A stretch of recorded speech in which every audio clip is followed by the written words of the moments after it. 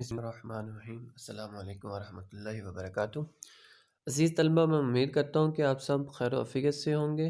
تو ہم نے جو سلسلہ درس شروع کیا تھا اسی کو اب ہم آگے بڑھاتے ہیں۔ جیسا کہ کل ہم نے اردو کا سبق لوح اور قالین کا کچھ حصہ پڑھا تھا، تو آج ہم اس جو پڑھے ہوئے سبق کے الفاظ کے معنی کرتے ہیں۔ تو آج کا ہمارا جو درس ہے وہ ہے مشکل الفاظ کے معنی۔ تو اب ہم اس جو درس کو شروع کرتے ہیں۔ تو یہ مشکل الفاظ کے معنی جو میں نے آپ کی اسکرین پر لکھ دی ہیں، ان کو دیکھیے اور اپنی کتاب پر ان الفاظ کے معنی ساتھ ساتھ لکھتے جائیے۔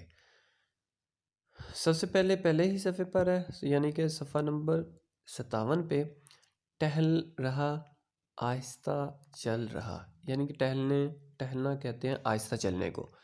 جھڑک دیا، غصہ ہوا، الگ تھلگ، تنہا، ایسے ایسے، کھوئے ہوئے، یعنی کہ ہوش و حواس میں نہ ہونا۔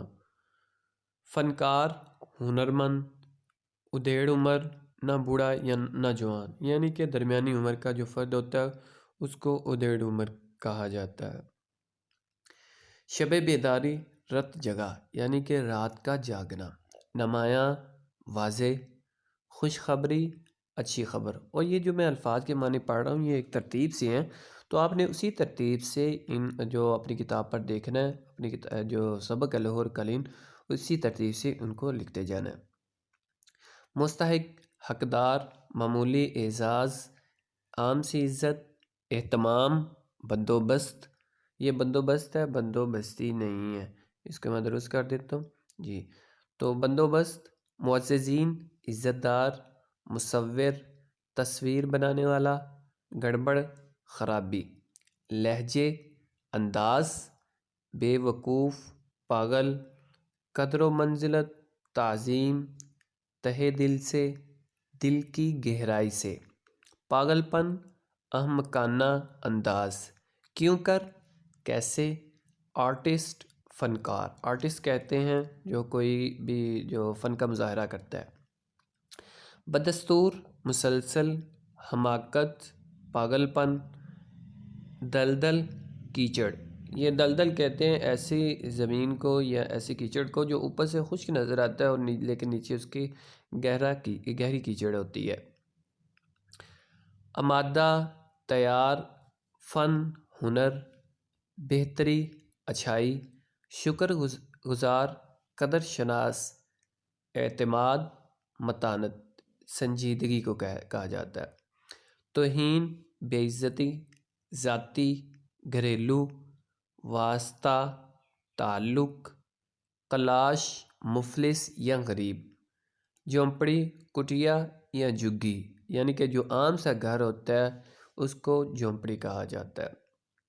دکھاوے، ریاکاری، بھجنکا، بدحواس، ملائمت، نرمی۔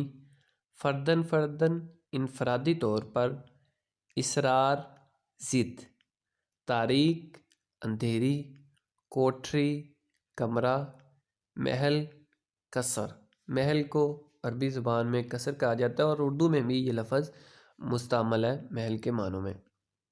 اسٹوڈیو، نگار خانہ، اسٹوڈیو نگار خانہ کہا جاتا ہے، یعنی کہ جہاں پہ تصاویر بنائی جاتی ہیں۔ تحکم، حکمیہ انداز۔ نارمل، ٹھیک، بھیانک، دہشت ناک، خوفناک، ڈراؤنا۔ تصورات، خیالات۔ شیش محل، شیشے کا گھر۔ زمین بوس، منہدم ہو جانا، گزشتہ، گزرا ہوا۔ تو یہ تھے آج ہمارا جو ہم نے پچھلے درس میں پڑھا تھا جو سبق، اتنے کے الفاظ کے جو مشکل الفاظ اس میں استعمال ہوئے ہیں اس کے معنی۔ تو عزیز طلبہ، اب ہم اگلا حصہ سبق کا پڑھتے ہیں، جہاں سے ہم نے چھوڑا تھا اس سے آگے سبق کا آغاز کرتے ہیں۔ اختر، ذرا تحمل سے کام لیجئے، مجھے جو کچھ کہنا ہے کہنے دیجئے۔ تجمل، تم پاگلوں کی سی باتیں کر رہے ہو۔ تجمل، تحمل سے کام خاک لوں۔ اختر، جب آپ کو پوری حقیقت معلوم ہو جائے گی اس وقت فیصلہ کیجئے گا کہ یہ پاگل پن ہے یا کچھ اور؟ تجمل: یہ پاگل پن نہیں تو اور کیا ہے؟ آخر گزشتہ 2 سال سے تم میرے مہمان ہو۔ اس دوران میں تم نے کئی تصویریں بنائی ہیں جو شہر کے معزز لوگوں کی کوٹھیوں میں آویزاں ہیں۔ ان میں سے اکثر میں نے تحفتاً اپنے دوستوں کو دی ہیں۔ یہ سب کی سب تمہاری ہیں، تمہاری اپنی تخلیق ہے، لیکن آج تم کہہ رہے ہو کہ ان میں سے ایک بھی میری نہیں ہے۔ کوئی اور سنے گا تو کیا کہے گا؟ اختر: مجھے اس کی پرواہ نہیں کہ کوئی اور سنے گا تو کیا کہے گا۔ میرے لیے یہ کشمکش ناقابل برداشت ہو چکی ہے۔ اس خلش نے مجھے بے قرار کر دیا ہے۔ یہ فریب اب زندہ نہیں رہ سکتا۔ تجمل: فریب؟ آج تمہیں کیا ہو گیا ہے؟ اختر: کاش میں کچھ سمجھ سکتا کہ تمہاری اس پریشانی کی وجہ کیا ہے۔ ڈاکٹر کو تم بلانے نہیں دیتے، میں کیا سمجھوں آخر؟ اختر: آپ سب کچھ سمجھ جائیں گے، یہ کوئی معمہ نہیں ہے۔ سنیے، جیسا کہ آپ جانتے ہیں، آج سے 2 سال پہلے میں اس تنگ و تاریک گلی کے ایک خستہ اور بدنما مکان میں رہتا تھا۔ بہت کم لوگ مجھے جانتے تھے، اور جو جانتے تھے انہیں میرے متعلق صرف یہی معلوم تھا کہ میں ایک مفلس، کلاش اور گمنام مصور ہوں۔ میں نے بے شمار تصویریں بنائی تھیں، مگر وہ تمام کی تمام کباڑیوں یا نیلام گھروں میں پہنچ کر کوڑیوں کے بھاؤ بک چکی تھیں۔ زندگی اسی حالت میں گزر رہی تھی کہ اتفاقاً تصویروں کی ایک نمائش گاہ میں میری آپ سے ملاقات ہو گئی۔ آپ نے میری تصویروں میں دلچسپی لی اور مجھے اسی شام کو اپنے ہاں چائے پر بلا لیا۔ میں اپنے ہزاروں ہم پیشہ بھائیوں کی طرح غربت کی چکی میں پس رہا تھا۔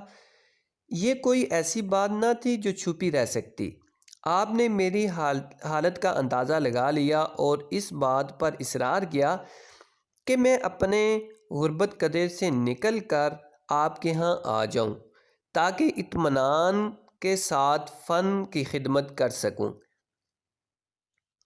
آپ نے میرے لیے یہ کمرہ وقف کر دیا اور مجھے زندگی کی ضروریات سے بے نیاز کر دیا۔ تجمل: ان باتوں کے ذکر کی کیا ضرورت ہے؟